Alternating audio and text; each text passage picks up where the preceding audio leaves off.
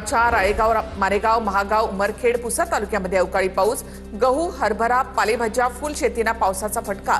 नुकसानीचे पंचनामे करून भरपाई देण्याची शेतकऱ्यांची मागणी. सोलापूरच्या बार्शी तालुक्यात अवकाळी पावसाचा तडाखा. तालुक्यातील द्राक्ष बागांसह गहू, ज्वारी, हरभरा पिकांचं काही प्रमाणात नुकसान. शेतकरी चिंतेत. परभणी जिल्ह्यातील अनेक भागांमध्ये वादळी वाऱ्यासह जोरदार पाऊस. पावसामुळे काढणीला आलेला गहू, ज्वारी भुईसपाट. आधीच अतिवृष्टीने कंबरडा मोडलेल्या शेतकऱ्यांना करावा लागतोय दुहेरी संकटाचा सामना. नांदेड जिल्ह्यामध्ये वादळी वाऱ्यासह अवकाळी पाऊस. पावसामुळे हरभरा आणि फळबागायती पिकांचं मोठ्या प्रमाणामध्ये नुकसान होण्याची शक्यता. पावसापासून पिकांना वाचवण्यासाठी शेतकऱ्यांची धावपळ. लातूरमध्ये अवकाळी पाऊस. पावसामुळे ज्वारी, हरभरा पिकांचं मोठं नुकसान. अनेक ठिकाणी गारांसह पाऊस झाला.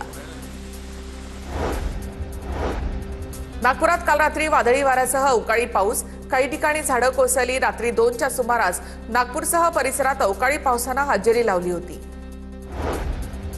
बीडच्या पाटोद्यामध्ये अवकाळी पावसाची हजेरी. फळबागांसह शेती पिकांना अवकाळीचा फटका. शेतकऱ्यांची चिंता वाढली. गोंदियामध्ये सकाळीच विजांच्या कडकडाटासह पावसाची हजेरी. जिल्ह्यातील गोरेगाव, देवरी, सालेकसा तालुक्यासह अनेक भागांमध्ये अवकाळी पावसाची हजेरी. बागायतदार शेतीसह कडधान्य पिकाला फटका बसण्याची शक्यता. सिंधुदुर्गमध्ये फोंडा घाटाला अवकाळी पावसानं झोडपून काढलं. अवकाळी पाऊस आणि ढगाळ वातावरणाचा फटका. आंबा, काजू पिकांना बसण्याची शक्यता. भंडारा जिल्ह्यामध्ये पहाटे 4 वाजल्यापासूनच अवकाळी पावसाचा फटका. अचानक ढगांच्या गडगडाटासह पाऊस आला आणि त्यामुळे कापणीला आलेल्या पिकांचं मोठं नुकसान होण्याची शक्यता आहे. आणखी